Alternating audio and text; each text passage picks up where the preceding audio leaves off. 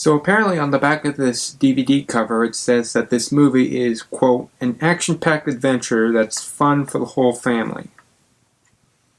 How many times have you heard that cliche before?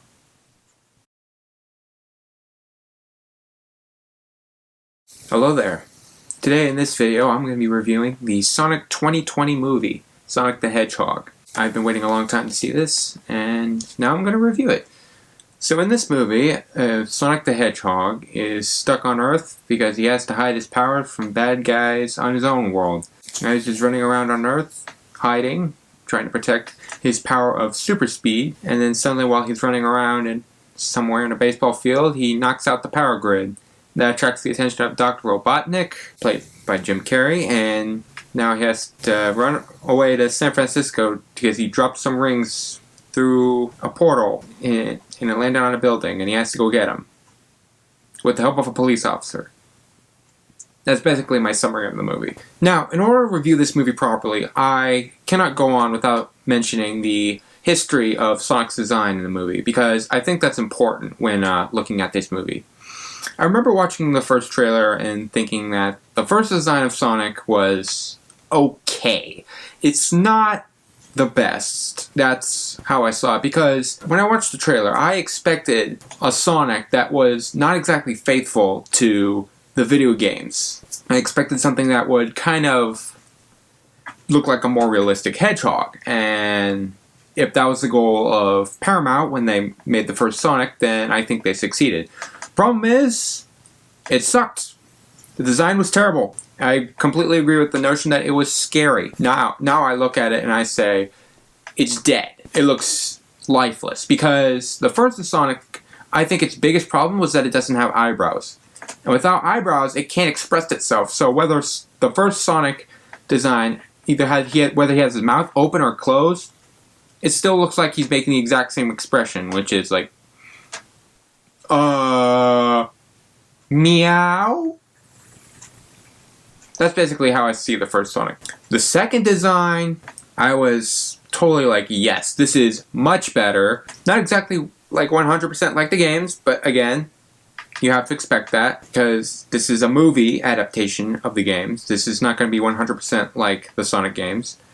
And overall, I was satisfied with the Sonic design. He was more lively, he was more likable, and yeah, that second design really got me pumped to see this movie. Now, before I watched the movie, I had in the back of my mind this one thought, and it said, okay, video game movies have not had a good track record. So don't expect a masterpiece. Just expect, hopefully, a good movie. And you know what? I got it. Because this is a very fun movie. Sonic in this movie is just so likable in his character. And I think his design aids his personality. He's not just a hedgehog that runs around. He has a desire. He has wants that he wants fulfilled, and that is, he just wants a friend. And you instantly care about him because of that desire that he has in himself. What also helps the movie is the human characters. They're not bland, and I was very afraid that they were going to be just plot devices that help Sonic get to his destination. They're actually very likable too. They all have a personality, even though their characters aren't fleshed out, but we know what they do, and we know what their job is, who they are, their position in the movie. Tom Wachowski, played by James Marsden, is likable. The chemistry between him and Sonic is very fun to watch. You like his character not because he's fleshed out, but because he has to deal with the burden of just carrying Sonic around and taking him to wherever he needs to go. And he's really hesitant about it at first, but then as the movie goes on, he changes. He develops, and it's really kind of cute that way. Now there's one other human character that I must talk about, and that is Jim Carrey as Dr. Robotnik. I remember after the movie was over, I thought about Jim Carrey as Dr. Robotnik, and I was thinking, you know what? A lot of his jokes aren't necessarily funny. I don't think that's what makes him funny. It's his acting. And That's what makes him fun to watch. I think he's perfect as Dr. Robotnik. I would love to see him in a sequel to Sonic the Hedgehog. I'd love to see him. He was very good. He was very good at portraying this character who has a very high intelligence and was able to portray him in such a way that he made Dr. Robotnik act like he was better than everybody else. And he was funny that way. He was really funny in trying to show off to other people how smart and intelligent he is. Note the lack of surprise on my face. That was a quote from the movie that he said. You trust me, he's really funny in this movie. Action. Great.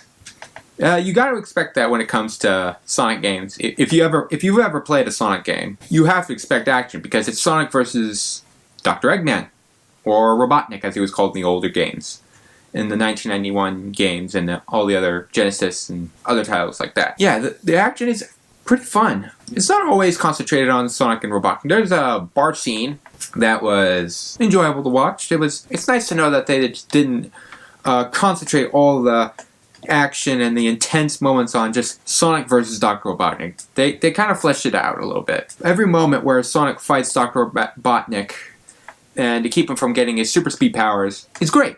It was, in fact, fantastic. I thought this was a very fun movie. However, as I said before, I didn't expect a perfect, 10 out of 10 masterpiece. And unfortunately, this movie is not perfect. I can spot out, I think, 2 flaws. The first flaw that I found with this movie was that there were 2 scenes in the movie where it felt like they were trying to copy an X-Men hero, that being Quicksilver. I've seen the scene where he's in slow motion and Quicksilver's ability is to go fast, and the entire scene slows down and Quicksilver moves in normal motion and just moves stuff around so that his friends don't get hurt. And there's 2 scenes like that in the Sonic movie. One of them feels like I would just give it a pass. The first scene, however, the first time they do the slow motion, I was like, that could have gone differently.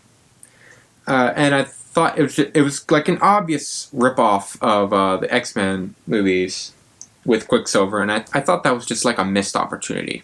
Second flaw is a lot of the humor, in my opinion, just falls flat, which if you play the Sonic games, you kind of expect that because you don't play a Sonic game to look for original jokes and humor. All the humor in Sonic games are pretty much cheesy. And I was not mad that there was flat humor in this movie. I was actually okay with it. It's just, when Jim Carrey tells a joke, I wasn't laughing. His acting is what was humorous, not basically his jokes. There was one joke he told that made me laugh, and I was glad to see that because I did expect some humor from him. But overall, I thoroughly enjoyed this movie.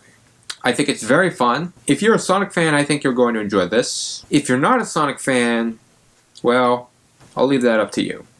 Before I give my grade, I just want to point out that this movie doesn't feel necessarily like it's trying to set up some kind of movie universe with Sonic. Yeah, there are moments in there where it feels like, oh yeah, they're hinting at something. The 2 end credit scenes definitely try to prod you into thinking, hey, we've got sequels on the way. And they did announce that when they were making this movie, this 2020 movie. But it feels like it's just trying to be its own movie. And I really appreciate that. I'm glad they were not trying to focus on just set up, instead of focusing on the story that they were trying to tell in this movie. There are subtle references to the Sonic games in this movie, I'll say that. Mostly in its music and locations. Like, if you saw the second trailer, there's Green Hill Zone in there. I would definitely tell people who are interested in this movie to definitely give it a watch.